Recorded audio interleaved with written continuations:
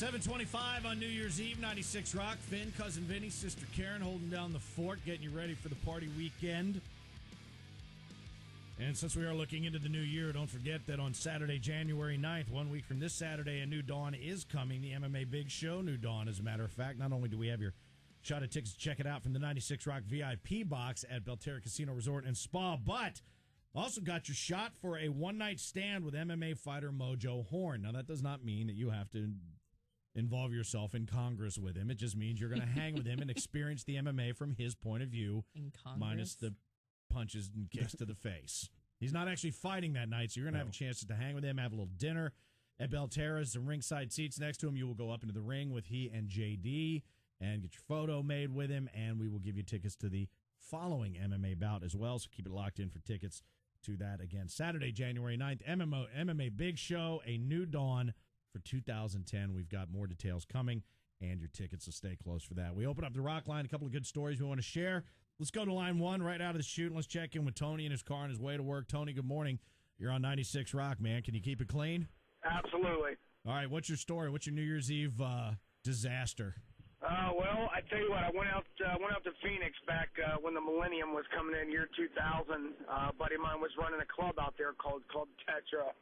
I went out there for this big VIP party. You know, everybody's obviously got more money than I've got, but you know, we're having a good time. And there's a back room for this VIP party because I know the guy that's managing the place. To go back to the back. And the place was just loaded with, people with, extravagant, diamond stuff, just looking like they've got top money. Right. And run into a very famous football player from the Dallas, from Cowboys team. Yeah. That was known for doing some extracurricular activities. And run into him back there, and he pulled himself away from the table, and he looked like he was making cookies because he had white, floury substance all over his face, hanging around a bunch of naked chicks.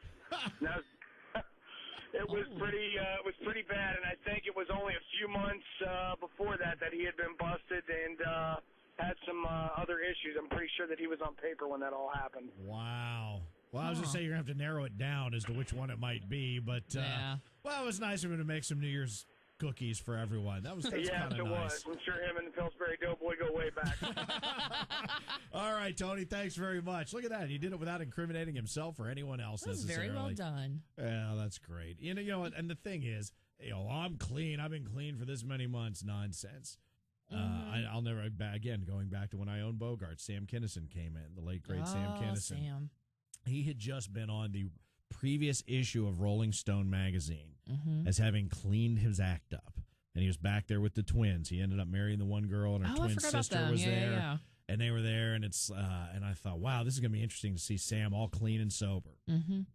His brother Billy was his manager, and Billy walked out of the dressing room, and it was just me and the girls and Sam standing in there, and he goes, hey. And he looks around for Billy.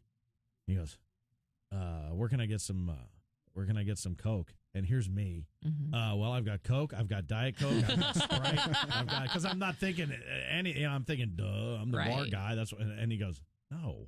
I'm like, oh. Yeah. Like, aren't you the Sam Kinison that was just on the cover of Rolling Stone? And he's like, don't tell Billy. I'm like, oh, brother.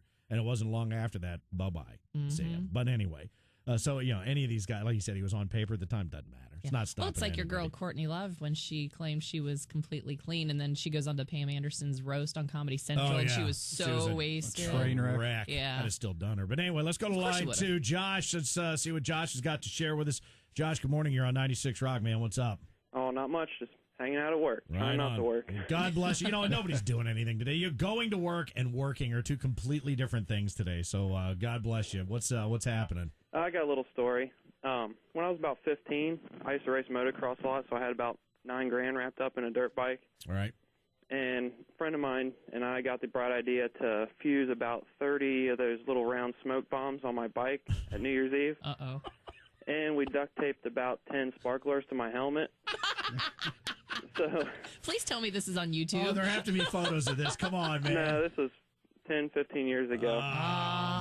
No YouTube back then, but so we lit the fuses, lit my helmet, and I took off down the street on a wheelie in about third gear, wide open, and I got about a quarter mile down the road, or maybe a half mile, and one of the smoke bombs, I didn't know how hot they got. They melted right through the ignition or CDI box on my dirt bike and cut the motor out.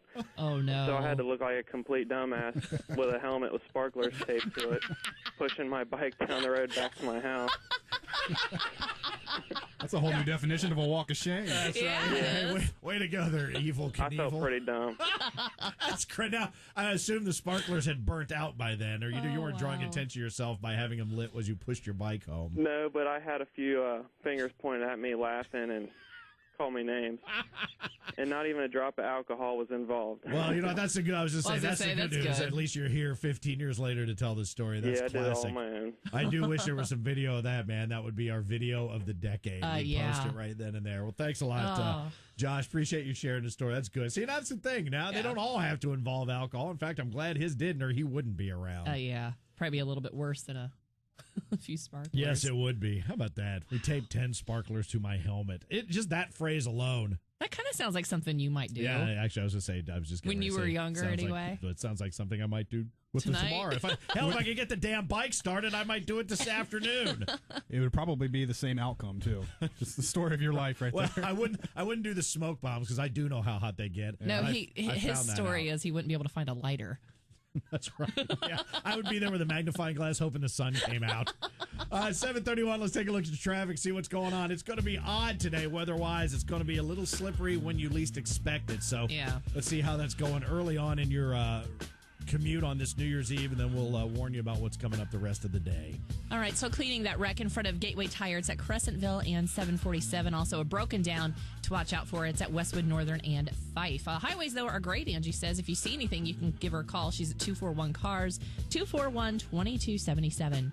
Rain and snow mix today. Now, the majority of the snow is going to be north of the river, and it's going to be cold today, but a high near 38.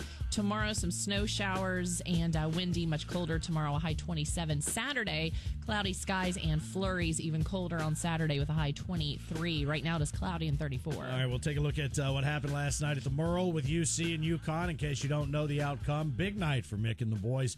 And we just got this email at the morning show at purerock96.com. Apparently, I don't know if this is the same Josh we just talked to, but he says he's experienced the crap trifecta.